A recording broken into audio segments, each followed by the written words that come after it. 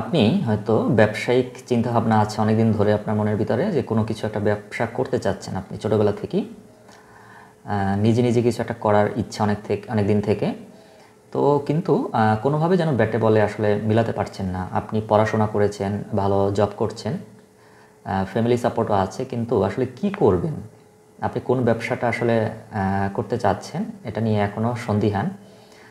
এক সময় মনে হয় এই ব্যবসা করি, পরবর্তী মনে হয় যে না, এটা তো আমার আসলে ব্যক্তিত্বের সাথে যায় না, কিংবা এখানে আসলে আমি সময় দিতে পারবো না, বা আপনার পুঁজির একটি এখানে প্রশ্ন থেকে যায়। তাদের জন্য আজকে আমার এই ভিডিওটি করা মূলত। আসলে আমাদের যে বর্তমানে সামাজিক কাঠামো, এই কাঠামোতে আপনি চাইলেই যে কোনো একটি ব্যবসা আসলে হয়তো শুরু করতে পারবেন, কিন্তু সেই ব্যবসাটাকে আপনি কন্টিনিউ করতে পারবেন কিনা সেটা কিন্তু অনেক কিছুর উপরে নির্ভরশীল। কারণ আমাদের আর্থসামাজিক কিছু প্রিকনসেপশন মানুষের ভিতরে থাকে, কিছু পারসেপশন থাকে, আপনি চাইলেও সেগুলোকে খুব সহজে রাতারাতি মানুষের ভিতর থেকে দূর করতে পারবেন না। যেমন আপনি যদি একটা শিক্ষিত গ্রাজুয়েট হন, আপনি কিন্তু চাইলেই একটি চায়ের দোকান দিতে পারবেন না, কিংবা আপনি চাইলে অটো গাড়ি চালাতে পারবেন না।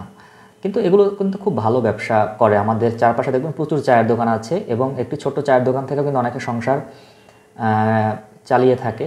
তো একটি চায়ের দোকান যদি আপনি আপনার নর্মাল যে বিজনেস বা আপনার যে চাকরি, তার পাশাপাশি যদি একটি চায়ের দোকান আপনি রান করতে পারেন কোনোভাবে, আপনি লোক সেখানে নিয়োগ করে কিংবা কোনোভাবেই যদি আপনি একটা ছোটো চায়ের ব্যবসা চালাতে পারেন, সেটা কিন্তু আপনার একটা এক্সপিরিয়েন্স, আপনার ভালো লাগে, আপনার স্বাধীনতা, সব কিছুর উপরে কিন্তু একটি প্রভাব ফেলবে এবং আপনার নিজেকে কনফিডেন্ট করে তুলবে যে আমি একটা ছোটো ব্যবসা করছি। কিন্তু একটা ভার্সিটি পড়ুয়া ছেলে কখনোই একটি অটো গাড়ি চালাবে না, কখনো একটি রিক্সা চালাবে না, কখনো সে চায়ের দোকান দিবে না, কখনো সে রাস্তার পাশে সবজি বিক্রি করতে পারবে না, মাছ বিক্রি করতে পারবে না।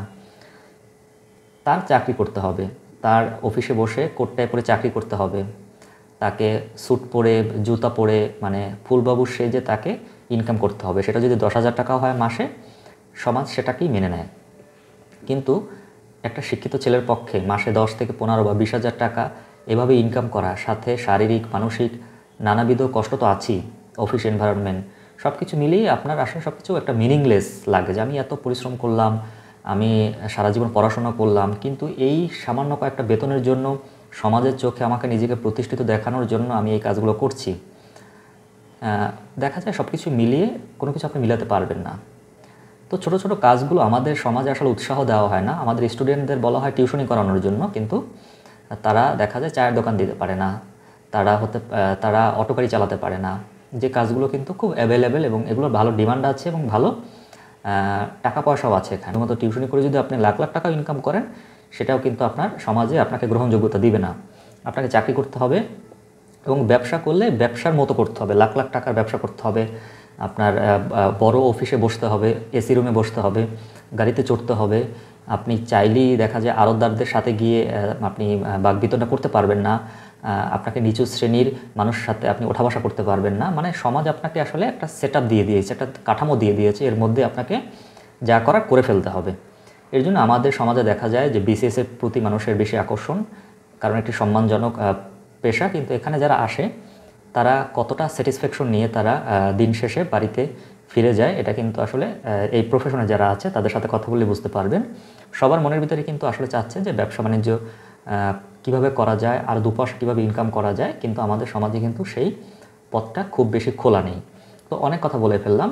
মানে আমার যে বক্তব্যটা ছিল মূলত, যারা এই ব্যবসায়িক চিন্তাভাবনা করছেন কিন্তু কোনোভাবে ডিসাইড করতে পারছেন না যে কী করবেন, তাদের ক্ষেত্রে একটা পরামর্শ হলো, আপনি যদি অ্যাক্টিভলি বিজনেস করতে না পারেন, আপনি শেয়ার বাজারে আপনি আস্তে আস্তে এন্ট্রি নেওয়া শুরু করেন। কারণ শেয়ার বাজারটা এমন একটা জায়গা, এখানে একটা দেশের সবগুলো সেক্টর, সেটা হতে পারে আপনার ব্যাংকিং সেক্টর, সেটা হতে পারে আপনার রড সিমেন্টের সেক্টর, সেটা হতে পারে আপনার কনজিউমার ফুডস, সেগুলোর যে ক্ষেত্রগুলো আছে, তারপর হতে পারে আপনার টেলিকম, এরকম একটা দেশে যতগুলো ব্যবসায়িক সেক্টর আছে সবগুলো সেক্টরে কোম্পানি এনলিস্টেড থাকে।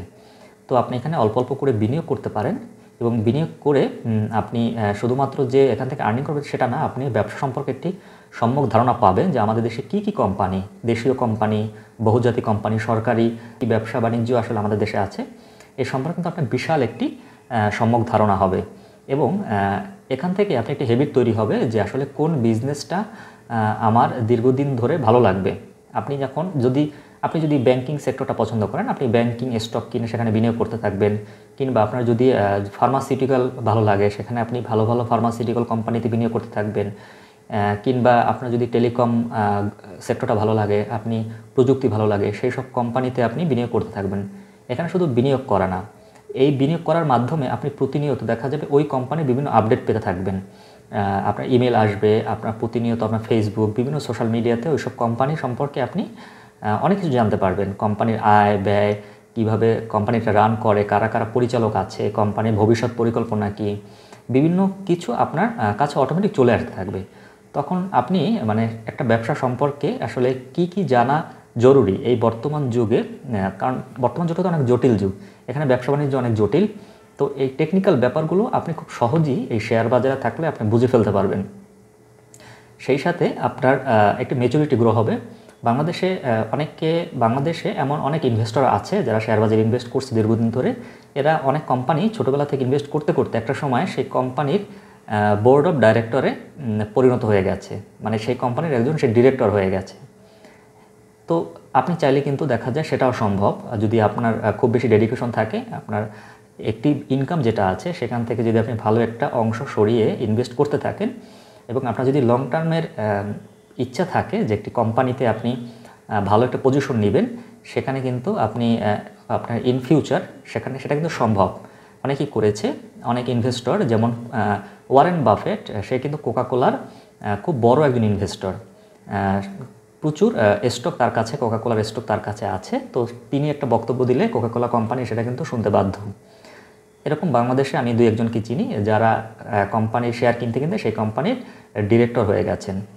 তো চাইলে সব কিছু সম্ভব, এবং এর মাধ্যমে হয় কি যে আপনার ব্যবসায়িক যে একটা আকাঙ্ক্ষা মনের ভিতরে ছিল সেটা আপনি পূরণ করতে পারবেন খুব অল্প সময়ের ভিতরে, এবং সাথে সাথে আপনার তো একটা প্যাসিভ ইনকাম শুরু হয়ে যাবে, এবং এখানে আপনার অ্যাক্টিভলি কাজ করার কোনো দরকার নেই। আপনি প্রতিনিয়ত অল্প অল্প করে ইনভেস্ট করে যাবেন, এবং আপনার হয় কি যে আপনার জ্ঞানটা অনেক বেড়ে যাবে। আপনার ব্যবসায়িক যে জ্ঞান, ব্যবসায়িক যে দৃষ্টিভঙ্গি, সেটা অনেক কিছু আপনি আসলে বুঝতে পারবেন। কোম্পানির যে বার্ষিক প্রতিবেদন আপনাকে পাঠানো হবে, এবং কোম্পানির বার্ষিকভাবে তারা যে একটি মিটিং করে, এজিএম বলা হয়, সেই মিটিংয়ে আপনাকে জুমে জয়েন করার জন্য তারা ইনভাইট করে, আপনাকে বিভিন্ন লেটার পাঠাবে, এবং আপনি একটি কোম্পানির কিন্তু অংশীদার হওয়া শুরু করবেন একটি শেয়ার কেনার মাধ্যমেই। সেই কোম্পানির আয় ব্যয় সব কিছু আপনার সাথে তারা শেয়ার করবে, এবং আপনি প্রান্তিক বিনিয়োগকারী হলেও আপনি কিন্তু সেই কোম্পানিরই একজন অংশীজন হয়ে যাবেন। এই বিষয়টা যদি আপনি চিন্তা করেন, সেটা কিন্তু অনেক ভালো লাগা দেবে আপনাকে। আমি এভাবে শুরু করেছি 1-1.5 বছর ধরে, এবং আমার খুব ভালো লাগছে। বিভিন্ন কোম্পানির শেয়ার আমি কিনছি, তারা আমাকে বিভিন্ন সময় বিভিন্ন কিছু পাঠিয়ে যাচ্ছে কুরিয়ারে কিংবা সোশ্যাল মিডিয়া বা ইমেলের মাধ্যমে, সেগুলো আমি দেখছি, কোম্পানি সম্পর্কে জানছি, ব্যবসা বাণিজ্য বোঝার চেষ্টা করছি, দেশের সামগ্রিক যে আর্থিক ব্যবস্থাপনা সে সম্পর্কে আমি ধারণা পাচ্ছি। তো এই জিনিসটা আপনারা অ্যাপ্লাই করে দেখতে পারেন। সেই ক্ষেত্রে আমার মনে হয় আপনারা অনেকটা লাভবান হবেন আর্থিকভাবে। বিভিন্ন ব্যবসা বাণিজ্যের সাথে থাকার একটি সুযোগ পাচ্ছেন ঘরে বসেই। আশা করি যে সুযোগটা আপনারা ট্রাই করে দেখতে পারেন।